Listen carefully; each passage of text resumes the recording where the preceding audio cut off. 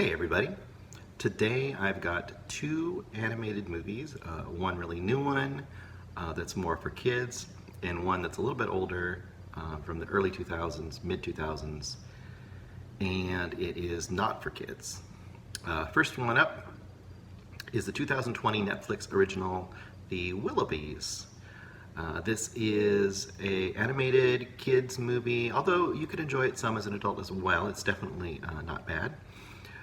It is full of stars, so I have a feeling this was probably aimed at one point to be a theatrical release.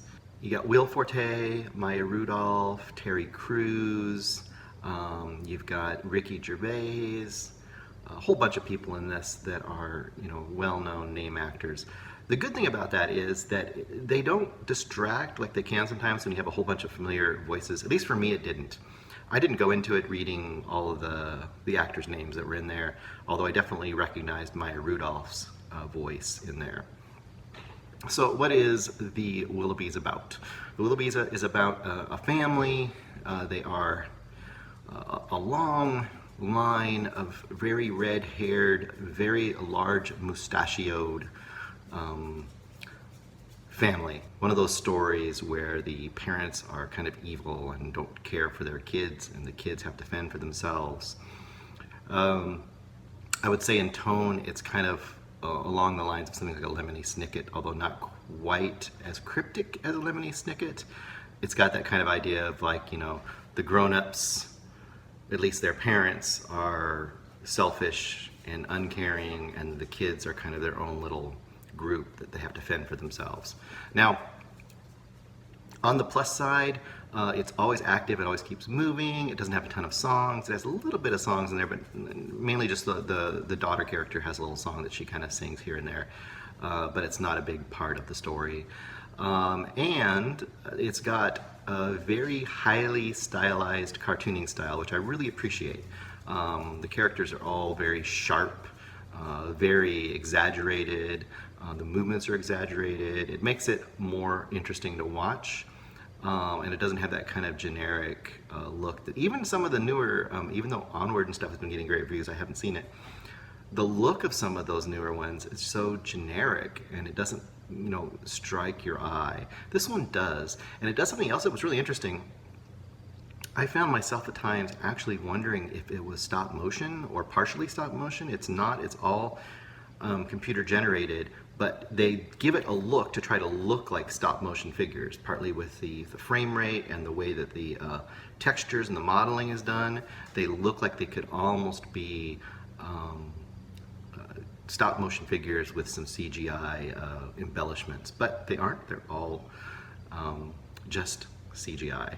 Anyway, the story's really good. The kids basically want to orphan themselves because their parents are so horrible, they figure they'd be better off on their own, and that kind of leads to a whole array of adventures and meeting different characters. They get a nanny, who's Maya Rudolph. She's really great in this.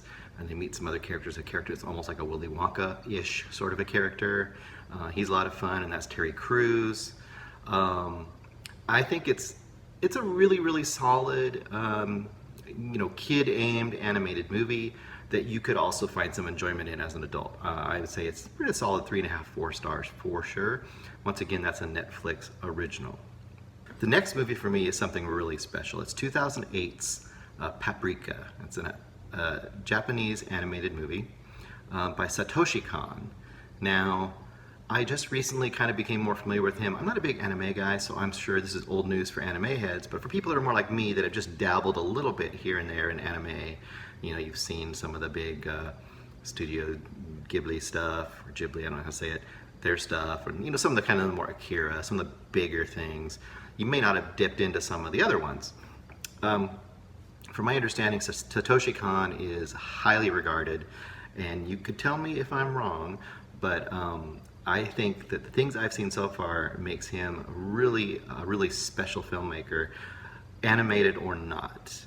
And I think it's something that everyone should just take a look at. This is Paprika from 2008. Now, I didn't do a video review of it, but he has an earlier film called Perfect Blue, which is highly influential to a lot of people. I just want to mention Perfect Blue really quick because it is also very much worth checking out. It is almost the template for Aronofsky's Black Swan movie, and it's so liked by Darren Aronofsky, he bought the rights to it, and he actually uses an exact shot in Requiem for a Dream. He actually bought the rights to do that, where she's bent over from above and she's in the bathtub and you can see her back, and then there's a shot where you see her face underwater in Requiem for a Dream. That exact shot, those shot sequences are used in Perfect Blue. But today we are reviewing Paprika. A couple things that are really interesting about this. I don't want to get too much into the plot, just to say that it's way more complex to my eyes than the average anime that you get, and it's incredibly interesting visually.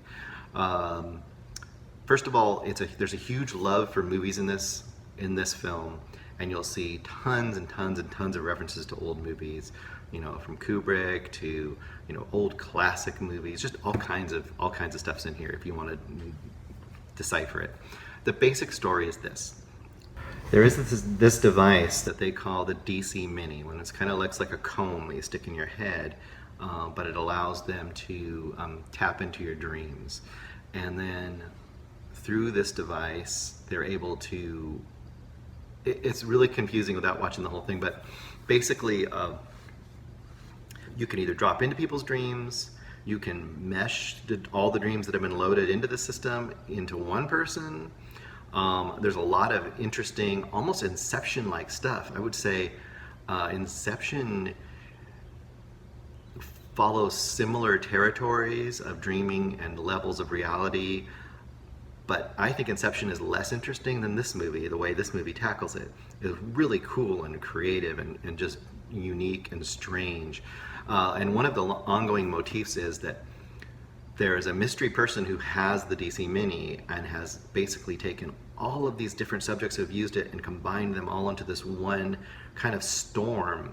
So if you get trapped in that, you see this weird parade of all these crazy dreamlike figures. And I'll try to put a couple pictures in here, but there's dolls and anatomical figures and all these weird figures are all marching. There's this crazy music, and it's just really creepy and really cool. And that's just one of the layers of kind of dream reality and reality that you get in this. It's not going to leave me soon. This is a really, really good movie, and I would say check it out. Look out for it. I could not find it streaming anywhere, other than I think you might be able to get it on Canopy and some of those things, which I don't have, but you can rent it relatively cheaply from the main services, and it's worth it. Or getting a DVD would be actually fine too. It's worth it for that too. Visually, it's stunning. The only drawbacks, this could go up to a 5-star for me. I'd say right now it's hovering around a 4 to 4.5, probably closer to 4.5. One thing that draws it back a little bit is there's a whole bunch of stuff at the expense of an overweight male character in this, kind of the stereotypical computer genius nerd that's really overweight. And there's a lot of jokes at that expense. I think part of that is alleviated by the end of the movie, because there's a turn that takes place with this character that kind of redeems some of what they did there, but still a lot of it is kind of low-hanging fruit and a little bit unnecessary and doesn't fly as well in this day and age. It's not enough to really destroy this movie though. This movie is gorgeous, it's amazing, it's mind-bending, it's one that you can definitely revisit, and I could definitely revisit and find weird details. It's that level of filmmaking. If it were live action, it would be amazing, but almost impossible to do. So once again, I would highly recommend Paprika. Okay, well, that's 2 animated movies. I will see you guys soon.